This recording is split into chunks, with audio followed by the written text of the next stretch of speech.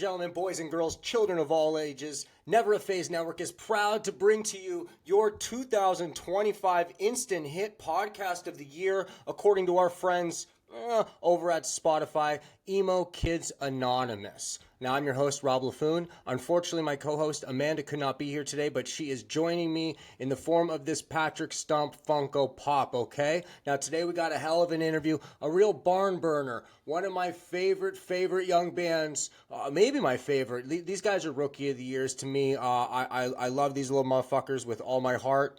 We got Dear Cincinnati here, okay? Now, we previously interviewed them, and something, I don't know what happened. We don't know if it was Taylor Swift or Israel or what, but something deleted the files previously, so we were unable to share the previous interview. But here we are. We got Troy and David from Dear Cincinnati, and we have a fucking hell of a time because we are already pals. So this is less like an interview, more just like shooting the shit with the fucking, the little homies, you know? I mean, little, like, I mean, we're all little, but age-wise, you get what I mean. Anyways, let's handle some business before we get to that, okay? It's Album of the Year, list season, all that shit, okay? I just dropped my Album of the Year list yesterday when you're watching this. It came out Thursday. Today is Friday. Go to neveraphasenetwork.com to check out my top 25 of 25. We also got my Rob's Recs for the month. We have a most anticipated of 2026 article coming out next week, I believe. That's going to be fucking wicked. Go check all that out. Join our Discord. That would be awesome. Please follow, subscribe, and like to Emo Kids Anonymous here. You have no idea how much it means. If you could leave us a comment, if you're watching on YouTube, Spotify, whatever, leave a comment, a like, a thumbs up, review it, anything like that. Subscribe, prescribe, share it with your pals. All that shit really does, mean the world. It was neat, to see that so many of you are listening to our show. But it would be more neat if we can get more people. Why don't you if you go get some people into the show too, we can you can have like a downline basically, where, maybe you get like your little stream there. We could build it like a pyramid, I guess you would say. Maybe we could make Emo Kids Anonymous into a pyramid scheme. Now we're talking. One last piece of business though before we move on to this interview, okay? Fellas, as you know, 1 in 3 dudes are just ignoring their face care routine, and I call bullshit on that, okay? Numbers don't lie, facts don't care about your feelings, but I think that number should be more like 2.8 out of every 3 men are just ignoring their face routine. We don't know where to go. We don't know what to do. Maybe, I know some married guys are maybe just doing what their wife is doing, but she's just doing shit she saw on TikTok too. So why don't you do something you see on TikTok that's a lot more affordable and from a trusted voice that won't lead you astray. And I'm not talking about myself. I'm talking about Gabe Supporter from Midtown Cobra Starship. This is his company here, okay? It's called Protege. This is good boy protection for bad bros. So be a good boy. Head on over to protege.com. Enter Emo Kids at checkout and get your first bottle of this shit for $10, okay? This is the all-in-one face serum. It has retinol, has sunscreen, has everything you need, okay? It'll take your face from fuck to fresh real quick, okay? I've been using it. Look at this. I have a glow. I have a real glow. Borderline like pregnancy glow going on here, right? Like I am maybe ethereal. I don't know. Either way, though, again, this is one of my favorite interviews with one of my favorite bands. You're going to love this one. If you haven't heard this band in general, stop this interview right now. Go check out their 2 EPs they dropped this year. You're going to fucking love it. Everything from fucking Piss Nuke Tutorial to fucking tonight, they're letting the Josh talk, which, by the way, our last week episode was named after Corona Girl, I think was the first song I heard of theirs. Shout out Kate on that one. Come on. Here's my conversation with David and Troy from Dear Cincinnati. What's up, guys?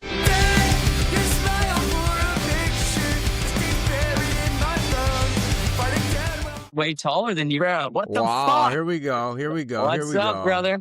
What's Dude, going on? I don't like how short I am. Dude, see, you could have given me the one with the back, but there we go. Let's chill. There you go. You guys are figuring it out. It's a little easier with just the two of you, not having to like Santa lap it and shit. You're also missing one. Yeah. Amanda has been dealing with a separation, so she just came back last night. So I'm like easing her into it. I didn't want to be like, oh, by the way, like we got like 4 nights this week kind of thing. Give Amanda our best and our regards, and tell her that we hope she gets through it. Yeah, no, shout out Amanda. I've been keeping this behind me here. It's just like a little Patrick Stump Funko Pop. It's just like kind of, like an effigy kind of thing in her honor. So It's going, it's going. But I guess for the people watching who don't fucking know, we got Troy and David here from Dear Cincinnati. Oh wait, this is recording already? Oh yeah, yeah, oh yeah.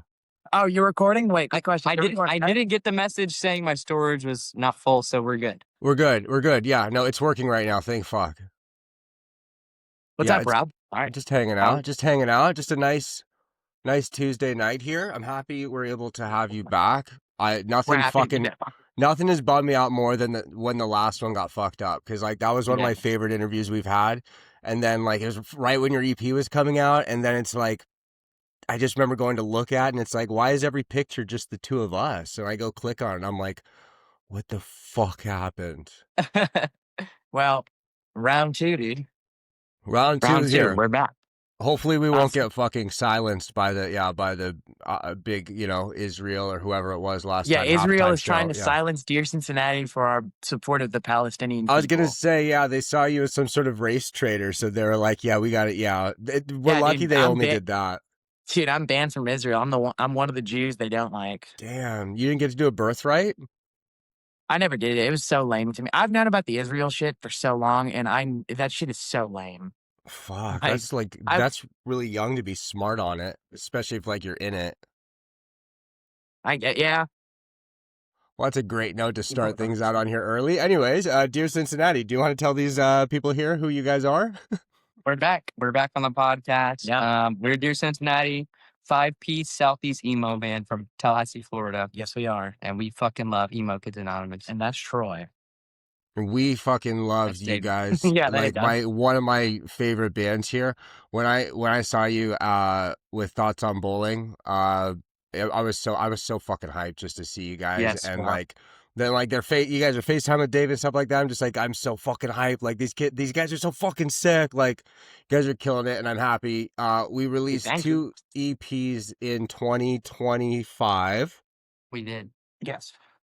What's the story behind these ones here? Because also, like, I noticed, like, you look at the liner notes and stuff, like, the lineup kind of fluctuates a little, it appears, and things like that. So what's the polyamorous story with Dear Cincinnati? Well, it started off like it's really funny because the two people that I contacted first, I've actually, well, no, I've had connections with like 3 out of 4 of the guys that we started with, and that's Troy, our old bass player, John Wickman, and our lead guitar player, Hudson Shelfer, and love those guys. Hudson's still with us, and so we wish he was here right now. Just imagine he's like right here. But Yeah, exactly. we can fucking CGI him in there. I got production. That's cool. That's cool. We'll get the Duffer Brothers on that. But little Stranger Things reference. No, but I've been friends with all 3 of them just from being in the scene. But people move on and different things happen, and different bands form, and people just kind of like start shifting ways. And so I reconnected with John because we had a class together in college, and we were both super into like the whole like Midwest emo thing, and like I would bother him to like listen to like Ben Quad, and he would like be like, yeah, sure, and then put on Slaughtered Beach Dog or whatever. But we were like, we should start a band. Close. Wickman wanted to play. This is something that like I've always wanted to do. Is just like career wise, my life wise, writing music and playing music. This chair keeps sliding down the way, so I have to keep readjusting it. You But gotta get some fucking. You gotta use core strength on it and kind of just lock in. But we actually had a different drummer lined up originally, but he canceled last minute. Fuck. And so I was like, oh, I'll just call Troy, who I filled in for drums in one of my other projects. And I just knew him as like this all around like good drummer. So I was like, let's call Troy. I haven't seen this guy in a while. And, I'm already reconnecting with some people. And then Wickman brought in our old rhythm guitar player, Trevor Bell. And, that night we kind of just like sat there and like we started writing a song. And it turned out to be Voyage on the Terry Cruise. And we were like right there. It was like, okay, well, we actually had something. And then you're like, okay, there's something to this if that's like the first song. Yeah. And then yeah, after that, it just kind of fell into one of those things. Like Troy, like literally, I think third practice, he's like, guys, we got to get in this studio like now, like right now, like as soon as possible. We got to get in the studio. Yeah, we were in the studio recording Piscatorial like less than 2 weeks after our first practice ever. Sick. Like we had That's written so it, we fucking wrote the wild. song in one practice, and then we were just there recording it, and So when is everything. this? Is literally, is this 2025? Is this like fucking January? This is December 2024. Well, we Okay. recorded mid-November. Yeah, like late November. So it's like about like basically right now last year Okay. we were Damn. recording.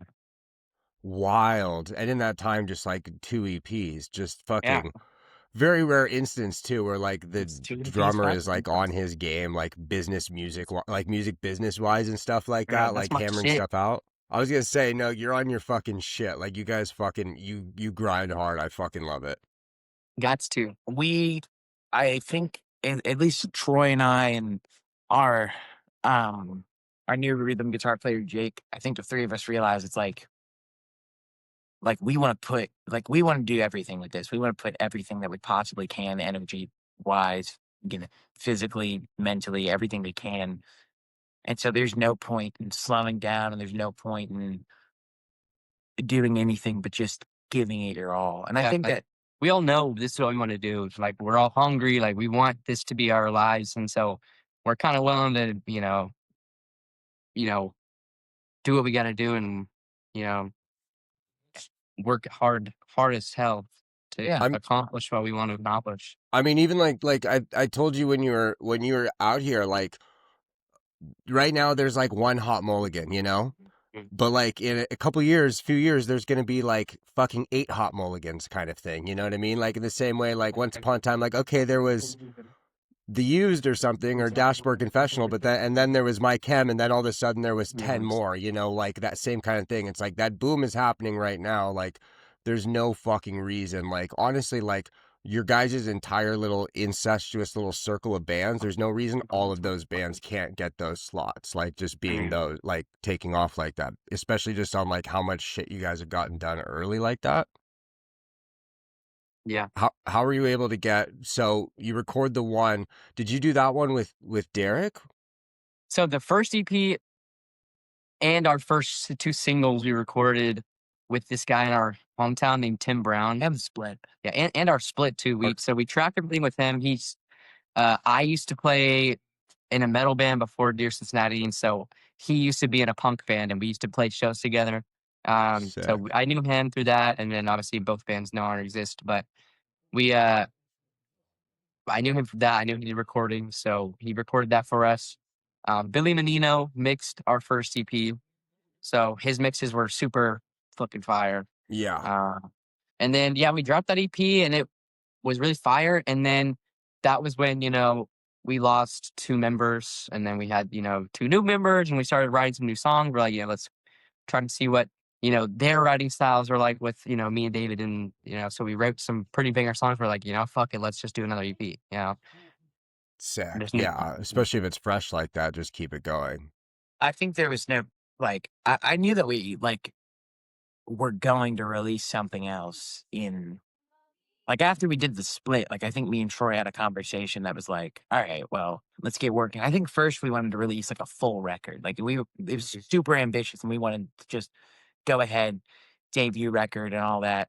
But then unfortunately, life moves on. Like I said, life moves on and people move. And so we got these 2 new members, and I think the EP really, I think, was just the best move we could have done, because it just came out so great. And ever since then, like everyone that's worked on that record, the longevity of it, it's become something that we all talk about constantly still, where it's like the afterglow hasn't faded. It's still like we're still extremely proud of what we've accomplished with this one, sound wise, and just everything about it is just still it's just like amazing. And that's what we want to translate into the future of our music. And the first one's really good too. Like the first EP is really fucking good, but I can imagine there's a thing too, especially when you're like early as a band. It's kind of like from the beginning of like recording them to actually releasing them, you can get so much better and like change your sound and shit like that to where you're like, all right, well, that's already like the old shit. Like I want to, like, we can do better now, you know? So, but like And that one still holds up. And that's the goal. The goal is, at least for me, and I think I could speak for everyone else, the goal is always we want to write something 10 times better than our last EP, even if we think, or the last release, even if we think it's like the best thing we've ever written, we want to do so much more than that. We're always striving to be better Yeah. with our stuff. I think like back to what you were saying, like I think it was just important for us like in our first year to just get a bunch of music out, give a bunch, Yeah. have stuff. You know, a lot of people, I feel like it takes a while to develop your sound through these. So I feel like we got enough out where we really like developed. We wrote a lot of songs. We developed our sound pretty early.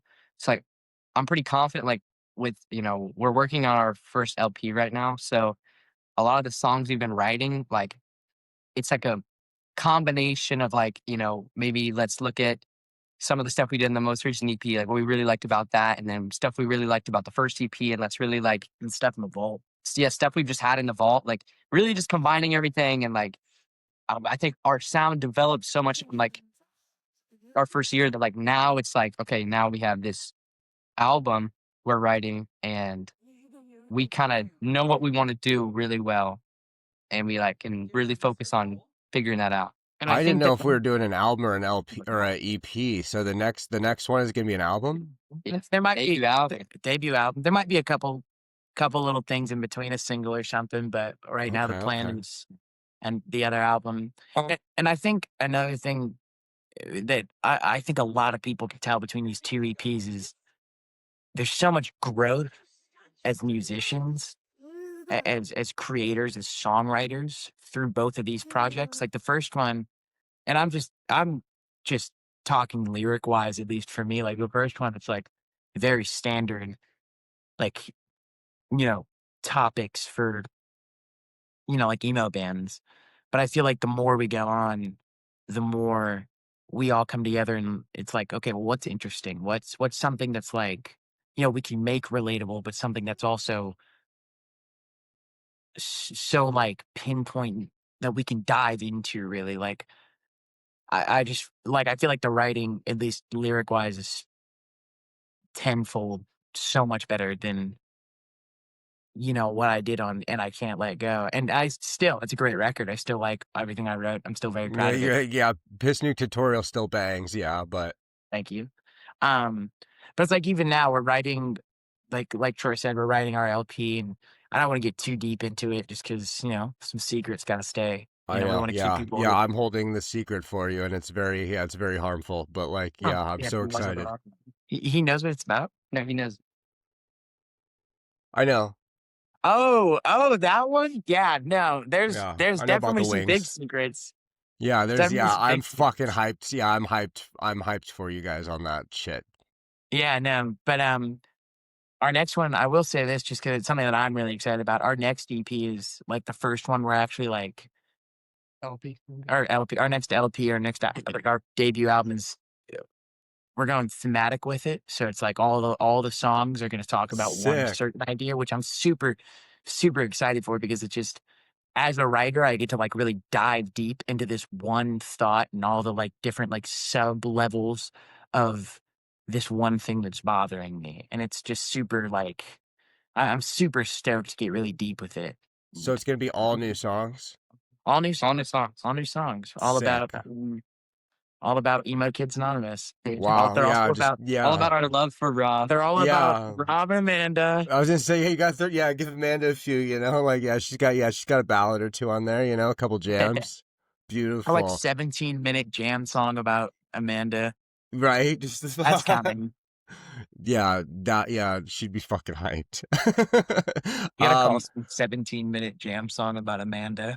Right? That's Yeah, fine. yeah. It's still it's fucking worthy title. Literally last night or Yeah, last night. So our episode that comes out like tomorrow is like her first one back, and I was like, just like come back, like let's just hang out, like let's just fucking have a bottle of wine. I was like, we're just gonna let the Josh talk. I was like, we're gonna do Dear Cincinnati, like we're gonna let the Josh talk, and like I went and literally got a bottle of Josh for that specifically and stuff like that. And That's I was fire. like, It's so fun. That's really sick. funny. It was great, yeah. And you guys texted me like during it. I'm like oh, like I was like fucking, I was like Dear Cincinnati, like they're right fucking there kind of thing, and so it was.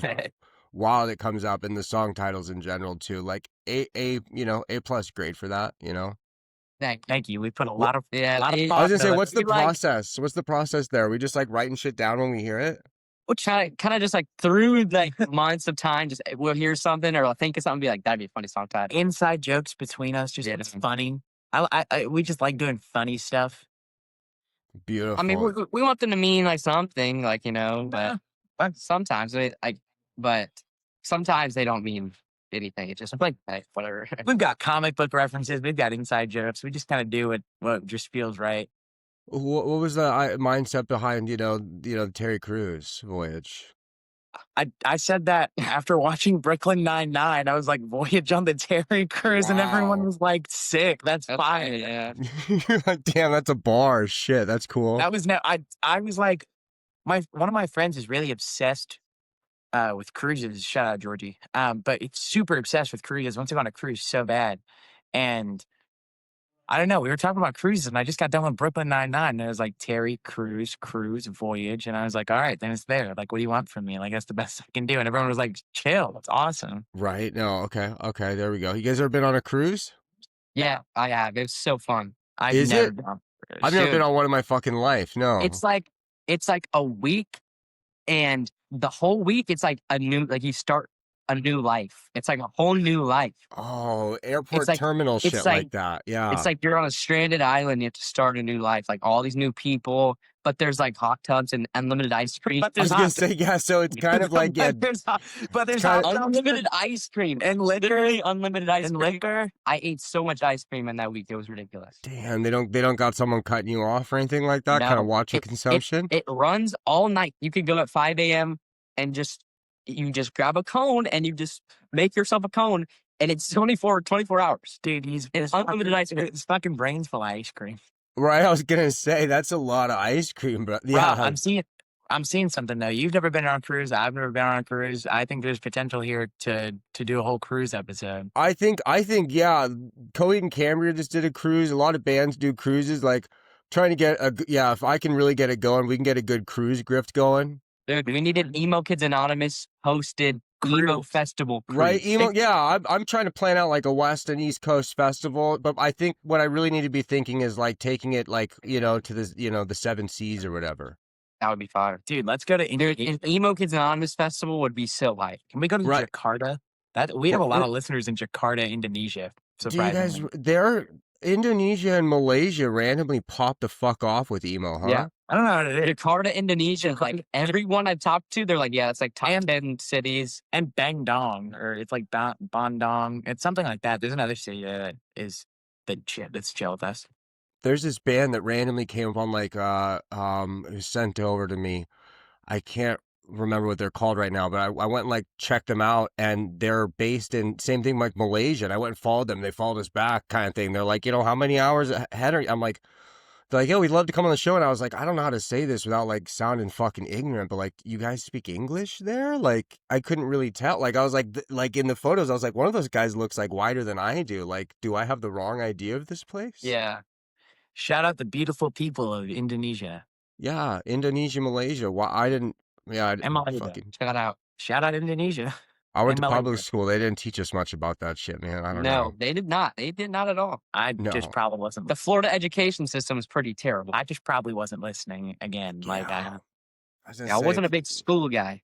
No, yeah, I what did- had ambitions, all right? I was a big vape in the back of the classroom guy.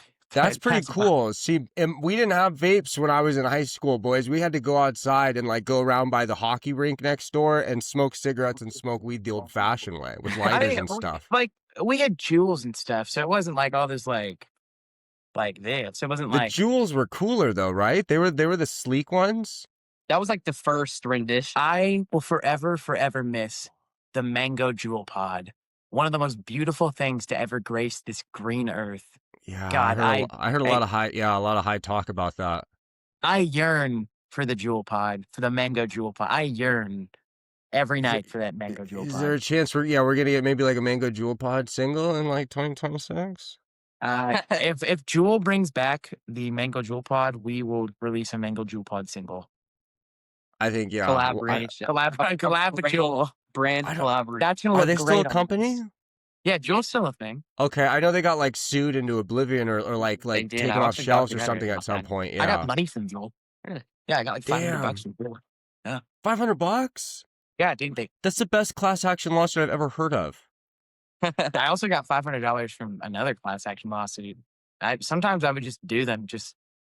No, I would. I got like $32 from like Bumble one time. I was like, I don't know, like, Weren't getting enough matches.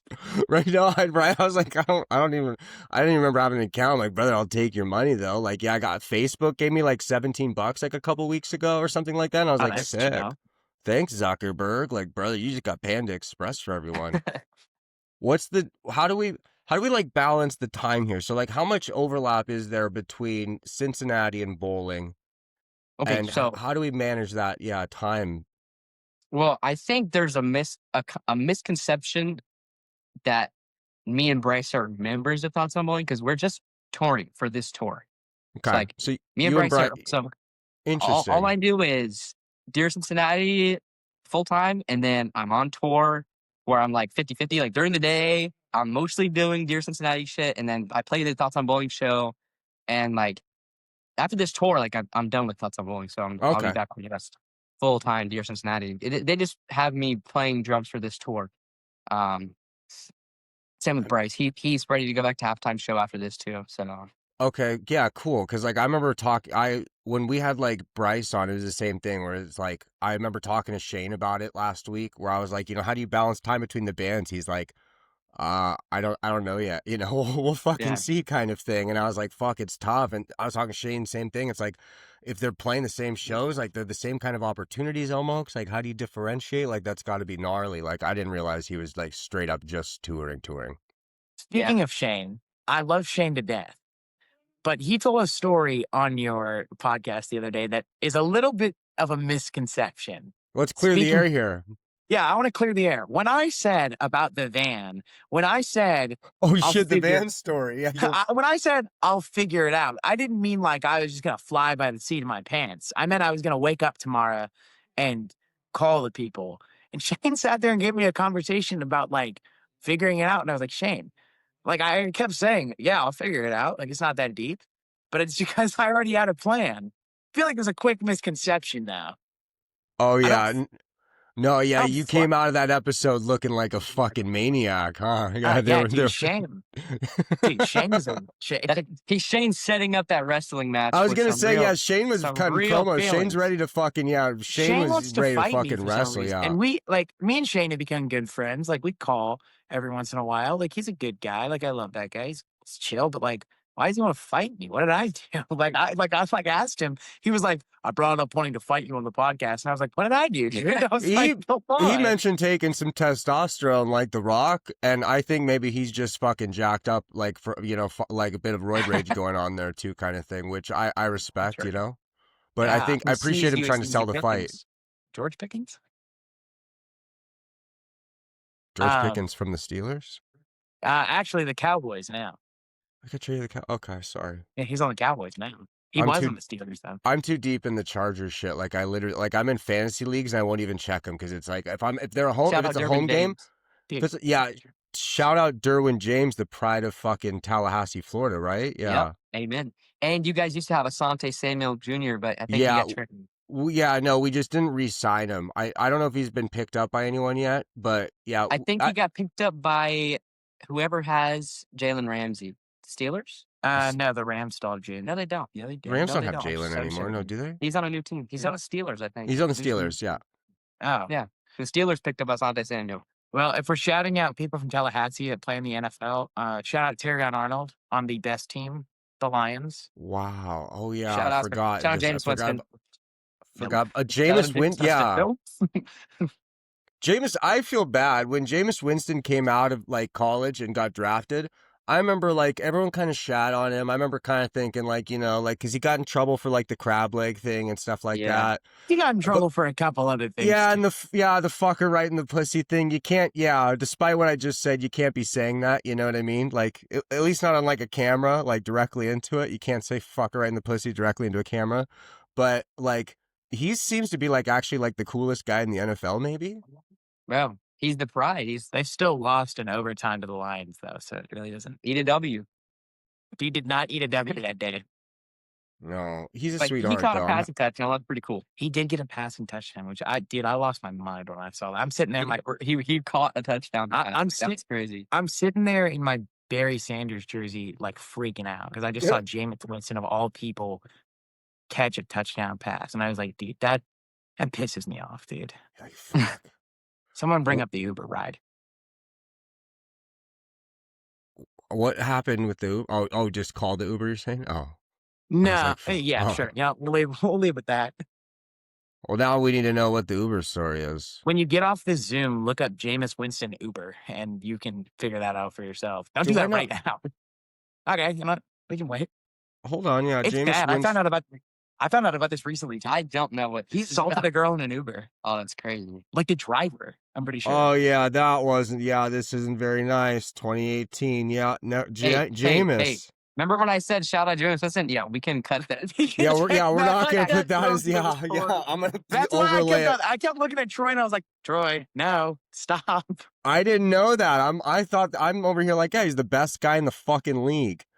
I used to have this Whoever this podcast. PR team is, They're is good. doing wonders. I had this podcast like 10 years ago, which thankfully is scrubbed from the internet, but we did a whole episode that was the NFL Asshole Olympics, and it was just like the worst. It was like, Ray Lewis, Darren Sharper, Michael Vick, O.J. Simpson, Aaron Hernandez, like guys like that. And it was kind of like, it was like a March Madness style tournament deciding who was the worst. And it got pretty fucked up because we were debating like, lives of how many dogs equal like one. I'm so glad that's off the internet. It was fucked I'm happy for you. Yeah, honestly, like it was Stephen A. Smith like trying to quantify like arguing for and against like it was bad, but fuck. So thoughts on bowling stuff is done for you in general then. So it's just Dear Cincinnati full steam ahead. I mean, I'm sure we'll still play shows together. Like we did a tour with them and we've played a bunch of shows with them. So, I'm sure we'll still play shows together, hang out. We'll probably tour together eventually again. So, and Berkeley is in thoughts on bowling. yes, that's his baby. That's his band. That's his baby. Okay. And then also plays with you guys though. He played with us on the tour we did together. So It was a really weird group we had, but it was fun. It was fun. Yeah. God, this is just so all over the place. So it's hard keeping up. Yeah, you guys like clear in the air. And then I sang for Thoughts on Bowling at a show once. I was their singer for a show. So who's the normal singer of Thoughts on Bowling if it's not Bryce then? he's no longer with the project. Yeah, it's complicated. It is complicated, but it's just right now, after this tour, Berkeley and Tayton will be looking for a new drummer and a new singer. So if you want an audition, go forward. I think they have people in mind, so. Don't audition. I was gonna say, damn, yeah, fuck. I was just gonna pick up fucking drums and fucking throw in an audition tape. Yeah, I can put it together there. Damn, fuck. Poor guy has to like restart that shit then. So won't be with. So there goes. There's like minimal overlap now, at least. Yeah. Well, after this tour, it'll be everybody their own thing, so no overlap. So we'll be back to just our three buddies. Yeah, the three buds. Wow, this is special though. This is nice. What? How did we end up with the tour with Shane? Bossing him? Well, yeah, he originally was getting it booked by a different guy and had talked to us, and then he started getting it booked by Save the Cat, and then he mentioned us as an an option, and then originally Save the Cat wanted to ask other people because we didn't really have much touring experience. So he asked a bunch of people, and then we ended up being. Shane wanted us on the tour from the start just because we had become friends with him. So We ended up making it work, and then now we're here, bro, and I'm hyped. It's gonna be a fun ass tour. And shout out Save the Cat. Shout out Save the Cat. Save the Cat, bro. yeah, put in a lot of fucking work. Hat is yeah. No. He's doing the damn thing. I haven't met him yet, but apparently he's just like this really chill dude. So I'm apparently he's dope, and I'm gonna take that word because he seems dope and Super dope. I'm really happy. He was on the first half of the the first week of the tour with sports and trashing him. So I got to kind of hang out with him for a week. Super cool guy. Yeah. Was that your longest tour you've done? Yeah. No, we're actually still on it. I leave on Thursday for the second half. I'm gonna miss sports though. They're done. I'll just tour. So those guys, love those guys to death. It was so fun hanging with those those guys every day. Maybe playing Sean and iMessage basketball was the highlight. That's why, isn't it? Like, it was nice just seeing the reception they get and shit like that. Cause like I don't think people appreciate them enough the first time around. Now it's like, bro, it's like a bunch of people like fucking 20 years younger than them almost just losing their fucking shit. And it's like, crazy. Good for you guys. Like you deserved this fucking before. Now you're getting it. Like I would talk to Sean and he'd kind of be like, yeah, like, we did these tours back in the day with Prince Daddy and Mom Jeans, and we used to play to 12 people and the middle of a park. And you're like, what the fuck? Yeah, and they're like, yeah, and then we stopped doing it, and then they literally were like, they didn't check any of their streams, they didn't check anything, and then Sean was like, yeah, I gotta pay for my wedding, and he was like, I wonder if we have any money in there, and they looked, and there was like $16,000 in their district, and he's like, well, let's split this up, and then they kept seeing people like their stuff and getting DMs like, Demon Days is so good. And then I was like, Demon Days is fantastic. And that's like a top 10 album. Yeah. It was just so crazy to hear him say that. And I'm like, when I got into the genre, like Words Around the Different was one of the first songs I heard. And I was like, this is so fire. And I would listen to that album. And I'm like, I was like, oh, these guys are so cool. Like to hear them be like, oh, whatever. We dropped it and didn't even care about didn't even look at streams. And I'm like, bro, like, they were like one of the top guys when I was, getting into emo. So and they didn't think anyone gave a fuck. I still think they barely get it kind of thing. Every single band we've ever talked to on here that's like under the age of 25, like sports was their fucking shit. Like you grew up on sports, and it's so like literally. I was talking to Sean. Before you guys played after Kerosene, and I was talking to him, and he like specifically was like, he's like the drummer from Thoughts on Bowling, like he's like oh, like I've been like really learning a lot from him, picking his things like that, and just like you guys like those are like you guys are heroes to these younger bands, and then they're at the same point being like, what can we learn from these guys? Like there's very fucking they're cool like that. Yeah, he's cool. I like him. Me and the iMessage basketball has been quite a thing for this tour. Me and Chance have been playing a lot. Chance has gotten very angry at me multiple times. He got like an angry side there over a little bit of a competitive edge. Yeah, he beat me the first time we ever played, and then he hasn't beaten me since. Oh. And he gets quite heated when we play, and I put like 90 on him. What's the biggest like thing you've learned from like getting to hang out with those guys? Like just being so much. Like it's like as much as it's like I'm touring the country playing drums, it's cool. Like I've been definitely using my time wisely, like learning a lot from like sports and Kerosene Heights, like asking them, a lot of things they did earlier on as well. Kerosene Heights, their guitar player, Justin. So fucking good.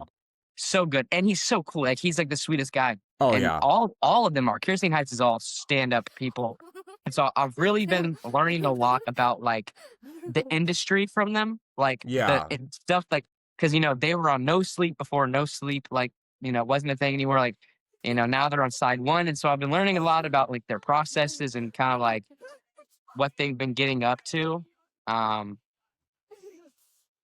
same with sports, like, kind of things they did, and just kind of building those, friendships. Like those guys were really cool. And I at the end of the day, in 5 years, if I'm not doing anything music wise, or even they're not, like we'll have those people to people memories that like built like that's a friendship you don't lose. You know, we toured the West Coast together for a month, like, Right? you Yeah, know, you guys went on a um, fucking, basically a long ass road trip together, you know? yeah, and like there would be days where we'd caravan, so like we'd like both drive the same way, and like we'd stop together, and Fuck. I'd walk out of the hotel room in the morning to get breakfast, and like sports would be in the lobby, like chilling. And so just like it really was like we'd share hotel rooms. One night we went. It was one of the later nights of the tour. I think it was Michigan. It was in Michigan the day before Pontiac. Um, The big we one? yeah, the big one. Cool. We all got in the hot tub. All the thoughts of, well, sorry, me, Bryce, Berkeley, and then Kiki, Bowen from Trash were there too. So we were all just in the hot tub, and it was just kind of a vibe. It was kind of fun. But those memories, those guys, you know. Fuck. And then David, how much of it like is it like you're just sitting there like waiting for waiting for the gang to come back, basically like I need this motherfucker back here. I got ideas. Now I want to do this shit kind of thing.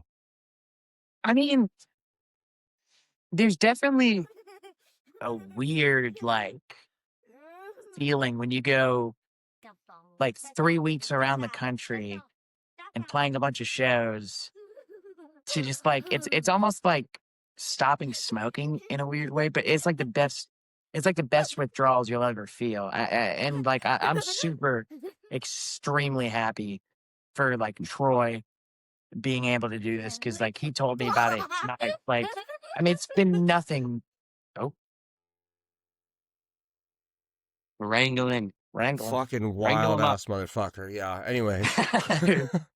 But Troy told me about the offer, and it's just been nothing. Like I remember when I first heard about it, it's been nothing but support, and of course, like we had to like talk logistics. Like, okay, what are we gonna do, Cincinnati wise, and all these different logistics. But once it's all figured out, it's like I'm like Troy's FaceTiming me and like fucking Oregon and shit like that, and it's just like he's seeing this like whole thing, and it's super fucking insane Sick. to like look back and like look at him and be like, holy shit, like that's so cool. And like low key, as weird as life has become since that started happening, and like as haven't been doing a lot of things musically just because we're focused all on Dear Cincinnati on all these different ends. It's low key a really good thing for the band because it's given me a lot of time to sit there and like look back at the last year, which is to go back to an earlier question, which is a lot of what this LP is about.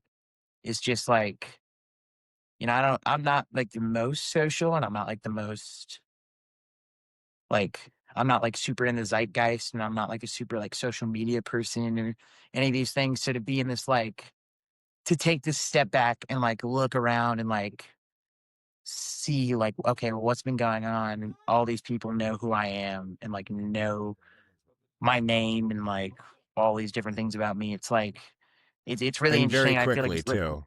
yeah. And it's like, it's definitely, you progress the writing. Like, I mean, like we've been, as Troy said, we've been working on it. We've been writing and like, it's just such a cool, like, but also kind of scary thing to look back on because like we've had our moments with some interesting fans, and How so bad we you get talking? say it a little bit back. Yeah. There have been some instances that, are not highlights, but a lot of the times it's like, All of our the majority of people who listen to us are absolutely amazing, Yeah. awesome people. Always That just a was not couple. Always just a couple bad apples. yes. But no, like Troy being gone has really had like given me the opportunity to look back at the past year and been like, okay, like this is what's happened. This is what's going on. And it's almost like a come to Jesus where it's like, holy shit, like that's so crazy and stressful, but really cool type thing, It's a burden. You're like, fuck, this is a lot of responsibility all of a sudden. Yeah. Yeah. Dude, For something that was like kind of just a fun thing at first. Like that sounds cool. That sounds like, fun. And then all of a sudden you're like, shit, there's logistics. We went from throwing parties in our guitar player's backyard to like 40 people to like, every like, I mean, having this many listeners, like this many people like look at our stuff, and like from quickly like people go to shows and they like know me by my name, and they're like, Right? Yeah. You're like, yeah, these motherfuckers know the songs. Like, yeah, they know the songs, they know my name, they know things about me, and like, it went from whatever, a year ago to a year to like, now we're here, and now we're like doing it. It's starting to, go somewhere. So it is definitely weird dealing with that. Like when I never thought like so many people would ask for pictures and signatures and like, it's just so crazy. Like, that's a thing. sick. I forget which show it was, but we played a show. I think it was Bentonville, Arkansas. Shout out And Bentonville. shut up, Bentonville. Shout out Bentonville. But we played that show, and I went just to like catch my breath, get some air, because it's a lot of people, and it's like so scary. Just like social situations, man, they're freaky. Someone I don't think I've ever talked about this story, but it's really funny. I'm walking to like the car, and dude, this one dude like screams my name, and I like got so scared. And he was like, "Can I have a picture?" And I was like, "Sure." And in that photo, I'm like kind of like freaking out because it scared me. He like You're like, shouted oh, my yeah. name in Bentonville, Arkansas, of all places. I've never been to Bentonville in my life before then. That's And then it was fucking like this sick. dude just like scream. Shout out him though. He was super cool other than like he was super chill. Shout out that guy. Yeah, shout out that guy who actually, honestly, there's a good chance that he could be listening if he's that big of Yeah. a fan. Yeah. Fucking yeah. He Shout he out. was a cool dude. Yeah, Home of some of Walmart. those shows be crazy. Like it's crazy. Like we were there, and after the show, we're talking to these guys in their 40s, and they're like, "Yeah, like we love your music." It's like that's crazy. Like Oh, those two guys from Bentonville, yeah, they and then they changed to the one in Conway. Mhm. Yeah. like this crazy. That was Like so cool. Those Sick. my parents' age, That's so enjoying fucking our wild. music. No, that's fucking sick. What was the best part of the year? I mean, probably our tour with Thoughts on Bowling. Like those days were like super fun. I mean, We played we played some cool shows on that run. We got to travel. We really got to travel the first time. How much We of have it feels like co-hosts. you guys are like a local band versus like a national band? Like how quickly did it feel like you guys became like, oh shit, we're not a Tallahassee thing? What's up, dude? Get on out of here. Get on out of here. I'll see you in a bit. Shut the He's door. the new co-host. he's the new Shut the co-host. door. Amanda, you've been proposed. Yeah. He's gonna say some questionable things. Trust me. Come on, shut the door. You're gonna get me demonetized, brother. I think It was crazy because the Tallahassee scene is very like close knit. Like everybody knows each other. Pretty supportive. But it's like blessing and a curse, though. the last band from Tallahassee to really go somewhere was Mayday Parade. I thought you were about to talk about Hernie Knife. Oh So shit. Mayday Parade, Pool Kids. Pool Kids as well as Pool kids are Tallahassee. doing pretty fucking well. Yeah. Mhm. But like, it's you don't spend that much time in the scene and then make it rarely. Like Tallahassee doesn't have many hard hitters. Like so, to be like that quickly, it's like something you don't really like expect. Like it's like, oh yeah, we're on the same level as all these people. Like we're all being supportive, hanging out, and then it's like now, we're touring across the country, and you go to local shows, and everybody's like, oh my god, you guys are doing so blah blah whatever. Whatever. It's like it's really cool to see that, like to kind of hear that from those people. But at the end of the day, like,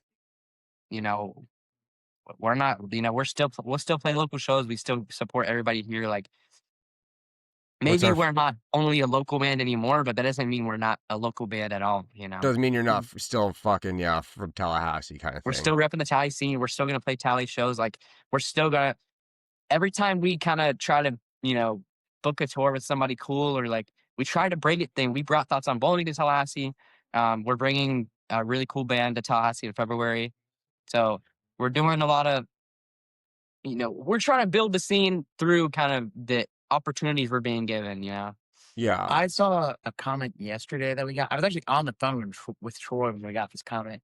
And to me, it still hasn't like, I feel like the dust really hasn't settled on the fact it's like, oh shit, we're like kind of like a national act.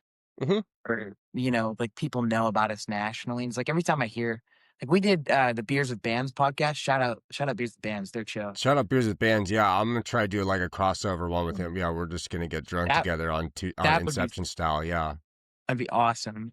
I think he's wrapping up though. He's wrapping up. Oh, really? I think this is his last year. Damn. Well, we got to make Yeah. it a good one. Yeah, fuck. But I remember he was like, talking about like because he's up in Minnesota and he was like, "There's a lot of people up here talking about you. We had just released Gorp, like we just released our split, and to that day, like that still like shakes me. And then yesterday there was a comment on one of our posts that was like, "College Town something." Like, do you remember? It's like College Town. Yeah, I'll go look at it. Yeah. Let me find it. But like he said, like I literally was DMing with Leisure Hour yesterday, Chill. and Yes. I was like talking about wanting to do something with them the next year, and they were like, Sick. dude, we were literally just talking about you guys last night, like how fun it would be to tour with you guys, and I was like, bro, like, Yeah, that'd that's be so crazy. unreal. God, that'd be Like so sick. the fact The College Town Crusaders have truly graduated. Legends since the beginning and legends until the end. And that it's like stuff like that that still trips me out because it's like holy shit, like it's like we like it's like we're like recognized and like it's so weird, dude. It's like it's so weird. like me and my best friend, he does like a completely different business, but he owns his own business too. So like we're both like kind of on the hustle a little bit. And last year in December, we both were like, we're gonna do a video where we set 3 goals for the year, and then we're gonna re-record the video on the same day of this year and like see how far we came. And I was like, I'm gonna set 3 like unrealistic goals, like completely overshooting, so I have something like super high to reach for, so like it gives me motivation to go. And I was like, at this point, we probably had like it was literally 5 days after we dropped Piss Nuke. So I think Piss Nuke had Sick. 1,000 shares. And Sick. we were like, I was like, all right, I'm going to shoot for something crazy, like, 20,000 monthly listeners, support on a tour for a bigger band. And a third one, I can't remember, but like 20 at that time, like 20,000 monthly listeners was like an over, like a way out of reach overshoot That's that I was still able to reach for. fucking crazy. That's still fucking, like I remember. Insane. Yeah, I remember And before Blame It on the Weather came out, like Kerosene had like there was like 40 or 50 on there, like that's 20 still. Like fuck, man, that's so quickly. Blame it on And- fantastic record.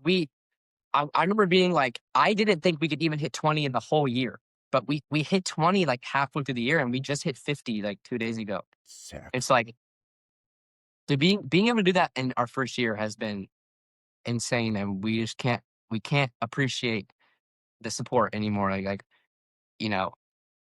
With That's so fucking cool. along with that, thank you for putting us on your freshman 15. No, Bro, I'm so hyped. Shout I'm out also to you. Shout out to you. You've been such a big supporter Yeah, of us, and I always hear the good things you say about us. I bro. will grind for you. I literally before this, someone's like, who are you interviewing? And I was like, Dear Cincinnati. They're like, you'll have fun. Like, that'll be fun. I was like, yeah. I was like, that's my favorite band. I was like, that's my favorite band. Like, those are of any band, like, I was like, I'll put those motherfuckers up. Like, they need a fucking place to stay. I was like, if I had fucking money, I'd fund their tour. Like, I was like, I will, like, y'all are my fucking dogs. Like, I was like, fucking anything for Dear Cincy, but like we have like a most anticipated list coming out in a couple weeks as well, and same thing. I'm like, well, we know we got an LP coming out, so like you guys will be on that one too. Yeah, you guys get a lot of favoritism and special treatment over here. We appreciate that. Appreciate it. No, it's fucking. You guys do a very fucking good job at just fucking working at it and shit. And the EP is. Both of them are fucking great, and so like it'll be cool to hear an actual fucking an actual full length. Now that you've had some time to get shit done, is there any chance this year we're gonna see like a tour outside the Southeast, like over to like the Best Coast? West Coast. I mean, we've got those. I mean, we as far as right now goes, we don't have anything planned, but we want to put some cool stuff together later in the year. We kind of want to we want to tour as much as physically possible next year. We would break every bone to just like as much. We want to work on our record, push the record. Like we've got a lot of stuff we want to do with it before it's ready. So we want to, maybe not focus on, releasing stuff and just kind of tour as much as possible, get a bunch of touring experience under our belt and, play some cool places. If you're listening and you're a band or you're a booking company that wants to book for, and I will say this, the Best Coast, Hi. I don't believe that. I live at the Midwest to the East Coast is awesome. But You're like, well, yeah, well, hold on. if you look at, no, I'm just joking. No, we definitely want to get some stuff going. We've got a lot of ambitions, a lot of plans that we want to, you know, You said the list thing. you That's know. fucking wild. Because like a month ago or so, I did the same thing. I like made a list. It was like half was like reason, like like realistic guest, and the other half was like unrealistic ones. And the realistic one had like Ben Quad and like Algernon and Keem and stuff like that. And then like within like days, like hours even, it was like, yeah, it was that same night Algernon like followed us on TikTok and shit. And I was like, what the fuck kind of thing.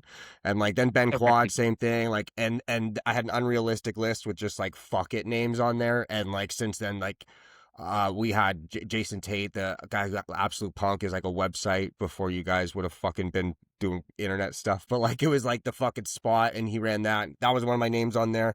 Gabe Supporta from Midtown and Cobra Starship, same. And now he like sponsors our show. And I was like, if you just fucking like, I try to tell these people, I'm like, if you just like, sounds fucking dumb, but if you just like fucking try really hard and you manifest it and you just like have a good fucking attitude, like it really kind of works most of the time. It does. It does. Like, obviously, like setting yourself goals you think you can accomplish doesn't do anything for you. Because then if you do accomplish it, it's like, what else do you have to reach for, you know? Yeah. If you set, like, you know, when I re-record that video and I set goals for next year, like, I'm going to shoot for things I think are completely unrealistic, but that just gives me so much more to keep working for, you know? Exactly. And then it's like when you shoot for fucking 500,000 monthly listeners, you fail and you only end up with 200,000, like It's still 200,000 still fucking insane. Like you still did pretty good, but you're more likely to hit that 200,000 trying for that than if you were trying to hit like 50, you know, like just let's keep it at this 50 area. Like if you fucking over, you know, if you like overshoot it, like you're going to do fucking better. I think let's set some goals, guys. Let's all set a goal. Let's set, yeah, this is end of year here. Yeah, end of year here. Yeah.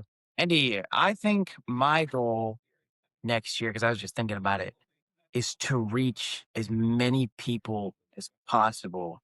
Not necessarily to further the band, but it's kind of always been my thing with this music that's like, I know what it's like to be like 16 and like sit in my room and listen to like Hot Mulligan and Taking Back Sunday and like M Sports and stuff like that.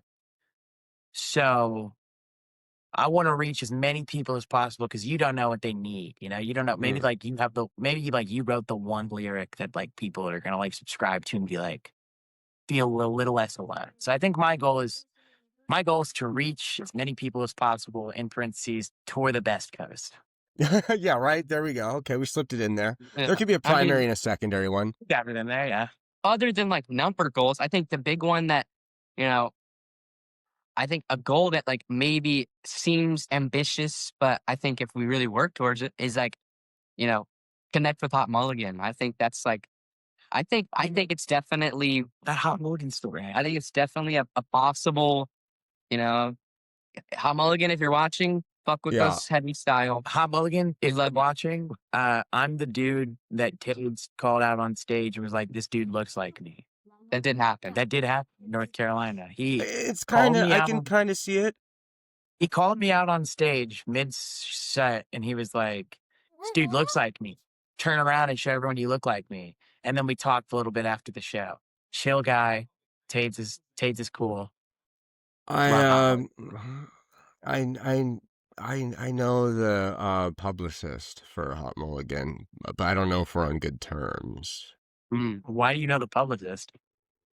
Don't worry about it. Don't worry about it. He's got that's an after we stop recording question. Yeah, nice girl. I think we're on good terms, but I did at some point. Rob's new goal: get good with the Hot Mulligan publicist. Yeah, once again, yes, yeah.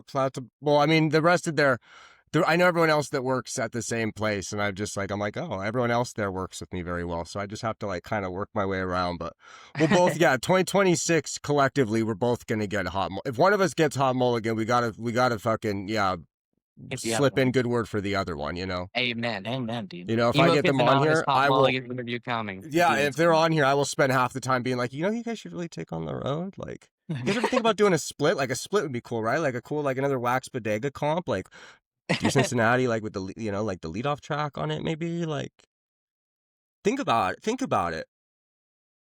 All right, what other 2026 goal we got here? 2026, going to 26 and goal.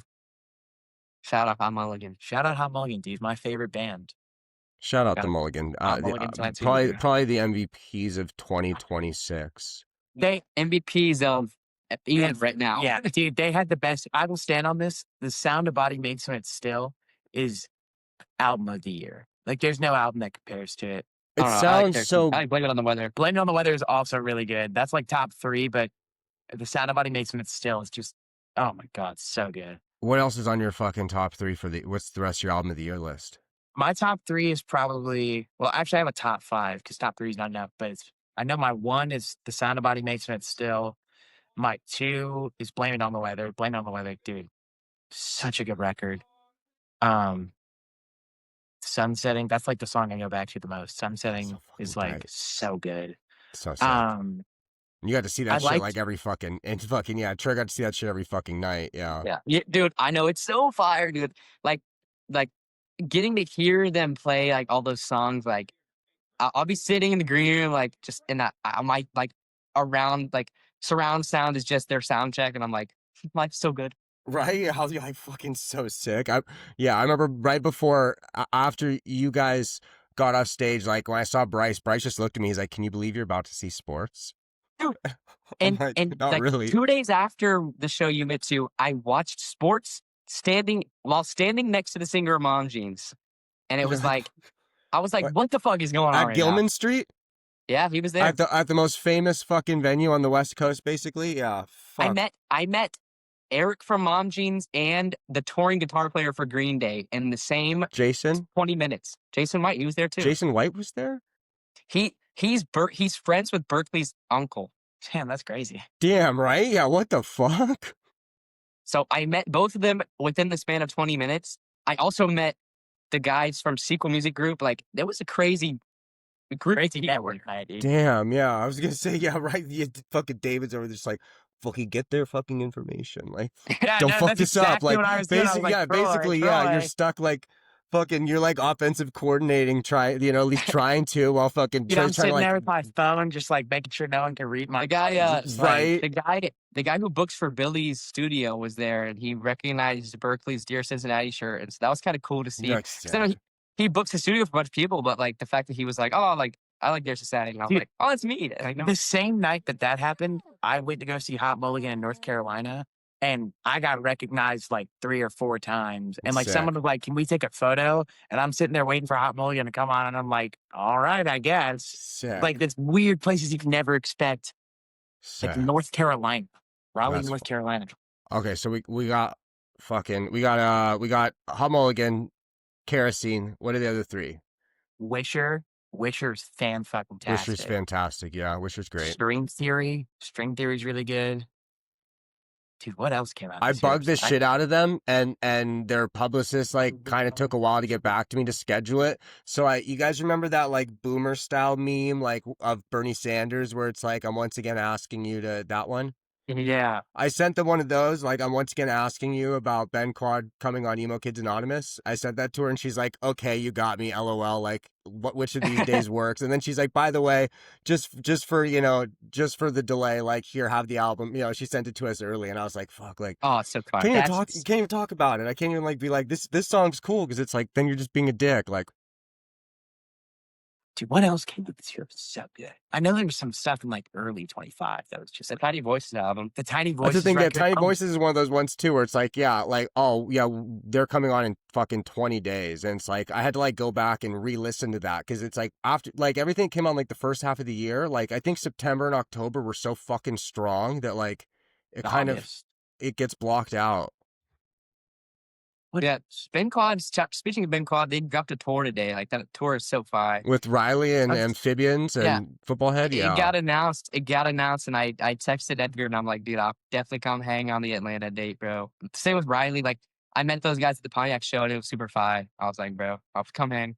You guys So and sweet. They're Riley, all so those are sweet. my two yeah, you guys got to fucking should be the biggest bands by like The 2027. if I have my way. the counterintuitive 10-year record. That was Oh, the The compilation. comp? No, right? I don't know if it Dude, the Origami Angel song that they dropped at the Back first to one. life.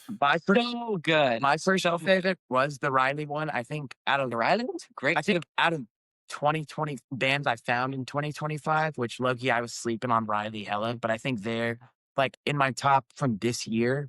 Riley's definitely up there. too. Yeah, Riley's I know. sick. When I saw them the week before I was at the bowling show, and I told Ryan, I was like, we only say it out of habit now. I was like, that's your best fucking song. I was like, you guys are so fucking good now. Like you're so fucking good now. Like, give me a full fucking album of that. Like, what the like.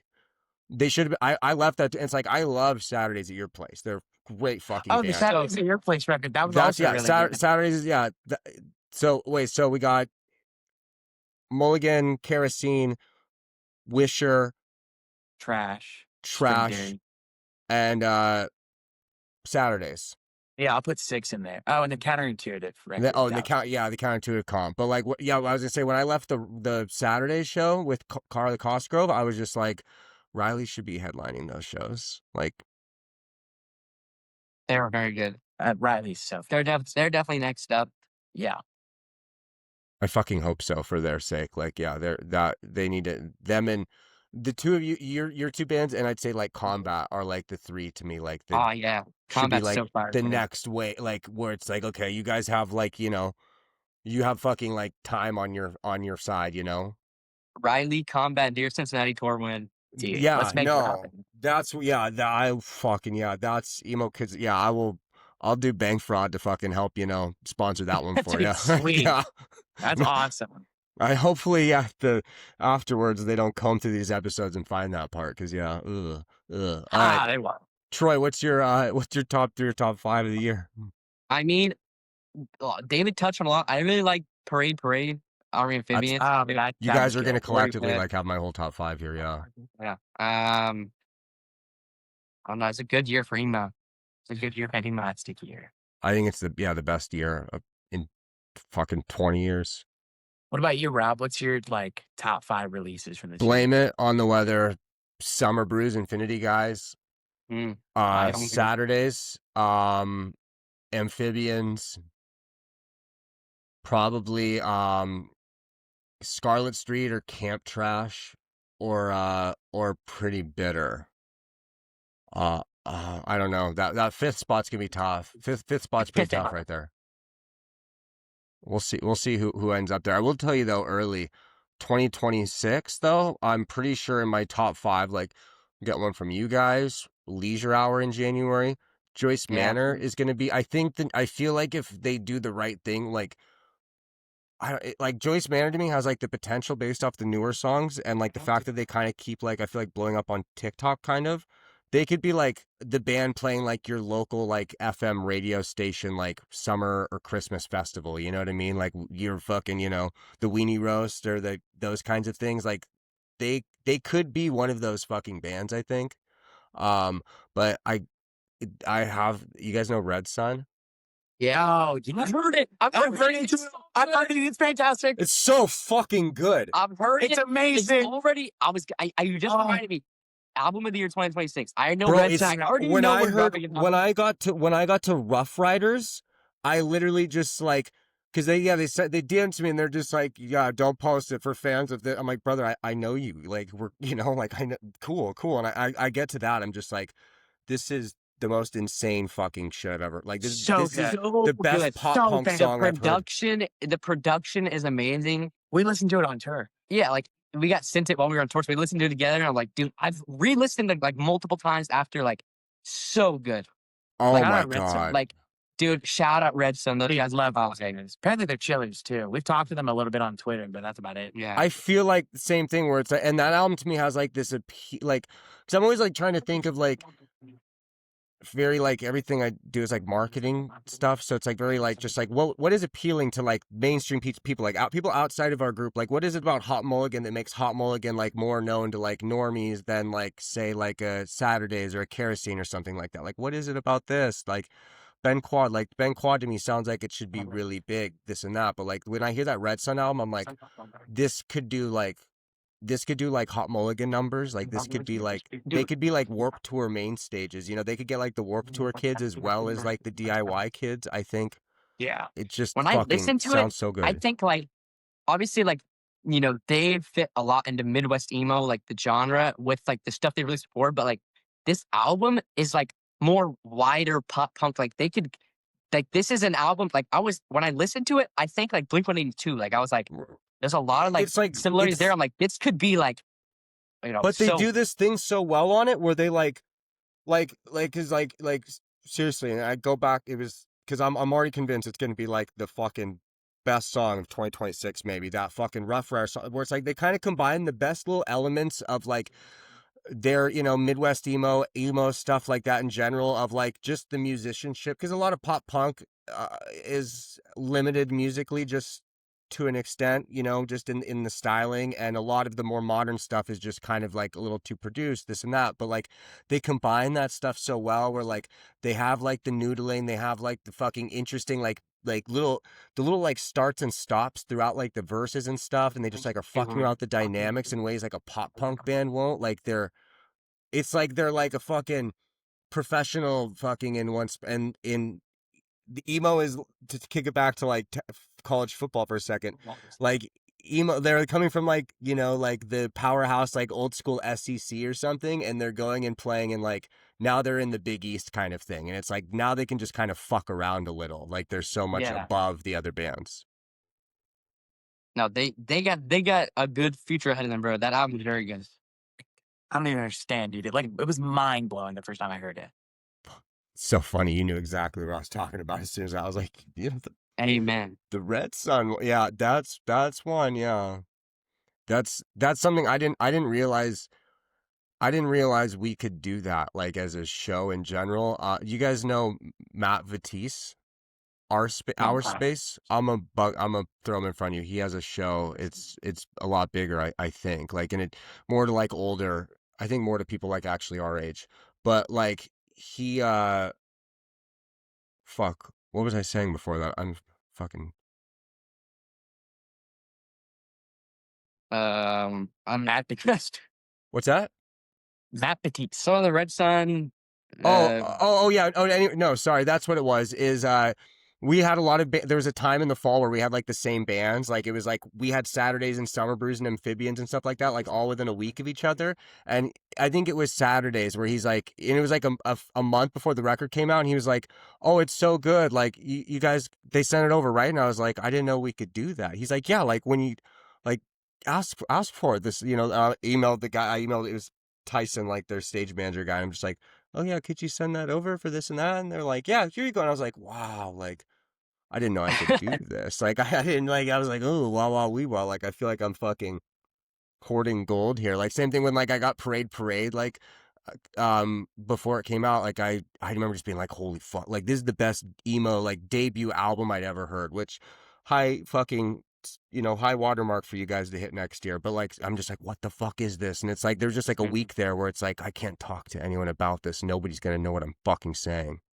As soon as our LP gets down, I'll send it to you, bro. And I'm just and I'm gonna sit there and fucking I'm gonna fucking lord over it and just obnoxiously fucking hype you guys up. Do we have like a timetable maybe? No clue. I don't want to rush it. There's a lot of things we want to try to do with it that might take, whoever knows much time. So really just whenever whenever we get it done. We want this record to be just like as great as we can make it, because this is like the first like our EP. People have heard our EPs and people really like them, but this is like the first like this is like we're like fully showing our face to. I think and it's Sick. like I think a band's two most important releases are your first single and your first album. Your first single is the first thing anybody ever hears from your name. yeah. So you want your Like- first single to be good, because then they'll associate your name with good music. Mhm. And then next time you drop a song, they'll be like, oh, I like this one. I'll go listen to this one. But your first album is when you really get the chance to like express your artwork through a whole story, you know, like Of course. a whole, it's like EPs are like, oh, this little page, but this is a big canvas. You get to really throw your art there for everybody, you know? And EPs are good, and especially like just with how things are now with like social media stuff, there needs, like these different strategies to release songs and stuff. There's, it's especially if you're like newer, it's like you record 10 songs, now it's like, hey, what? We don't have anything to promote. We've already given them all away, this and that. But like as like a fucking music nerd, like music fan, it's like it's hard to compare EPs the same way. Like I'm doing like an EP of the year list, and it's just like am I the one, like who else is doing EP of the year list? Like it's you almost forget about them. Like as soon as like an LP's out and I like am scrolling on Apple Music, I see that, like I don't think to go to the EP. Like I'll see like, oh, you had EPs before that, but like I'm gonna start on like the album, like with Kerosene Heights, like I found them after Southeast of Somewhere. Like I didn't even think to go back and listen to the EPs till like later on, because it's like, oh yeah, Yeah. it just you don't count it the same. No, for sure. Yeah. That's why I think, once we have our like first album out, then maybe, we'll start people will start tapping in more and be like, okay, more than just some EPs. They've got a full album now, yeah. And then the goal after that is to not have a sophomore slump. Like the goal after that is to just keep striving to be better, release better. That's the the goal after that is like, do the one after that on like Counterintuitive or something like that. Yeah. Just fucking putting it out there. Hell Before I Let's let take you over. guys go, let's do a fucking Mount Rushmore. What is your fucking Mount Rushmore of fucking emo in general?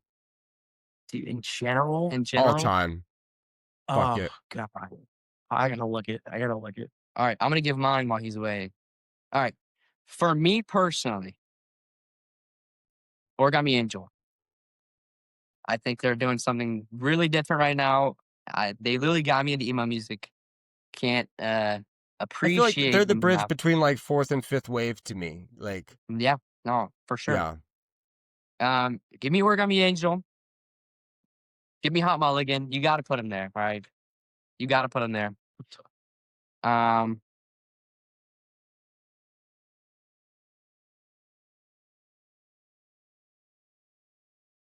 You can't forget Avril Lavigne, the inventor of emo. Canadian icon, yeah.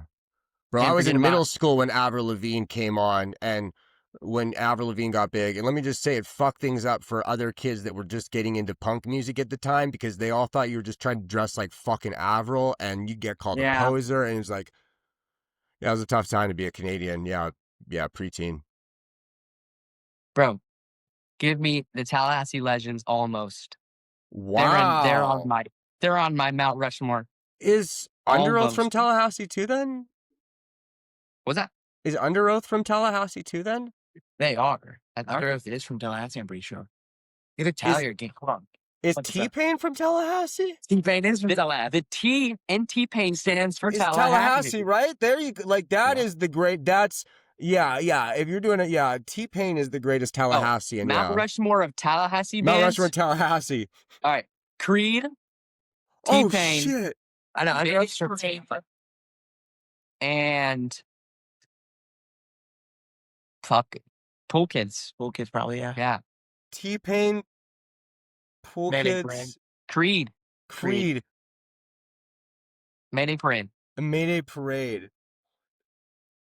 That might be my favorite Mount Rushmore we've ever fucking heard of. What a fucking, yeah. You can't fuck with that. You talk Sean Creed all you want. That was the reason we all hated Creed, is because it was the only fucking thing on the radio for like 5 years. Like, you hate Creed, but they did a Super Bowl halftime show. That's pretty great. They did a Thanksgiving. They did Thanksgiving, That's Thanksgiving.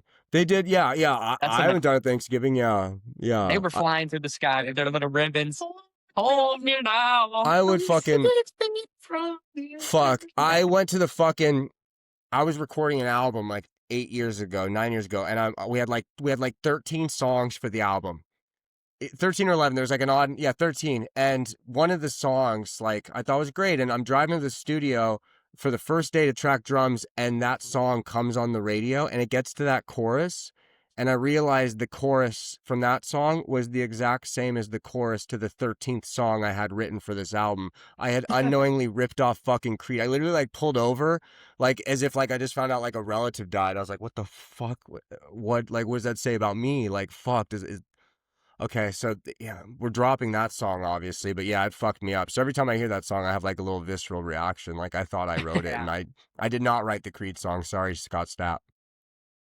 I think my Mount Rushmore, definitely, of course, they're my favorite band of all time. Hot Mulligan is going up there. They're just like, they're just awesome. You're doing So good. Hot Mulligan is definitely up there. Taking Back Sundays up there for me. They could be it's either Taking Back Sunday or Fall Out Boy in that spot. Just like that Take This to Your Grave era Fall Out Boy is so good. And oh my God, but Taking Back Sunday, I go back to so much more because everything they did. I love those. Taking Back Sunday.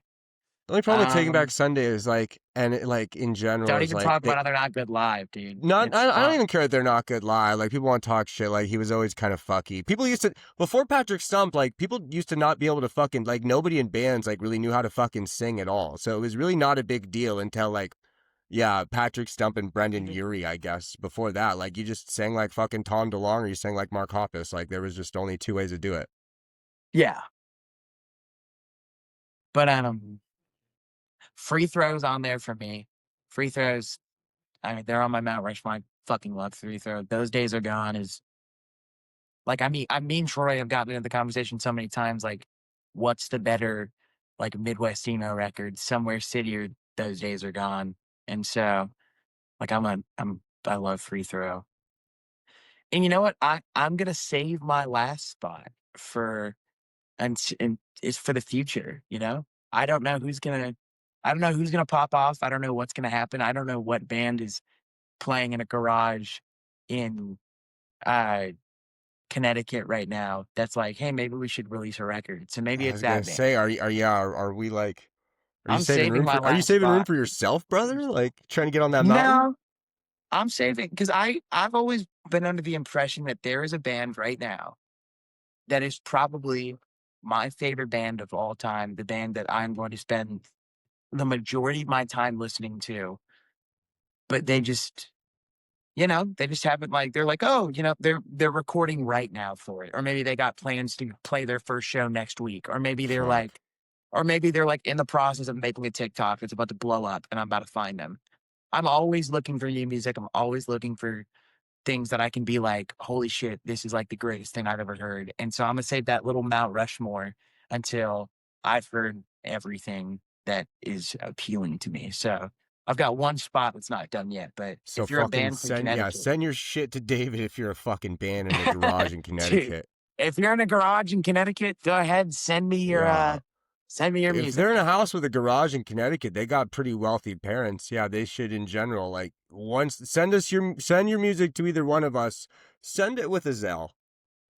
$10, $20, wire $50. transfer. You wire depending, I'm not familiar with the wire transfer game. That's Me next either. level. That's Western Union me or something. Yeah, Jesus.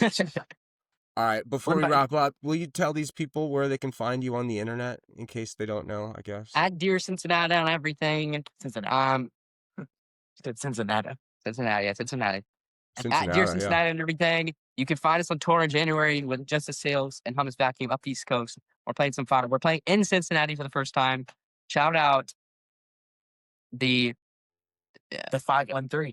That's the area code. 513. 513. Damn, Who Day Nation, they're coming through. Damn.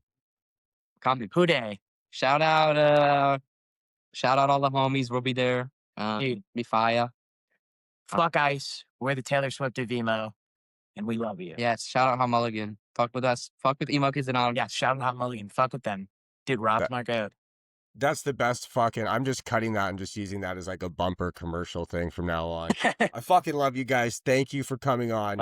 I'm gonna keep bugging and fucking hyping you guys up forever. I'm your fucking dude. We love you, I'm dude. extended family over here, bro. I come to the West Coast. I will fucking. We'll be there. I will fucking sell your merch. I'll fucking harass people on the street. I'll fucking promote it for you. Whatever you fucking need, I got you. Dude, we'll save you a spot in the van, bro. Fuck yeah. Let me. My driving record's not great. I can't drive all the time in the van, but yeah, I can help out a little. I can load stuff, unload stuff. We'll figure it out. This show is a part of the Never a Phase Network, a collective of creators dedicated to keeping the spirit of the scene alive. Our network of creators make social media content, they share music news and reviews, and of course bring you great podcast content. For more information, please visit neveraphasenetwork.com and follow Never a Phase Network on Instagram, TikTok, and YouTube.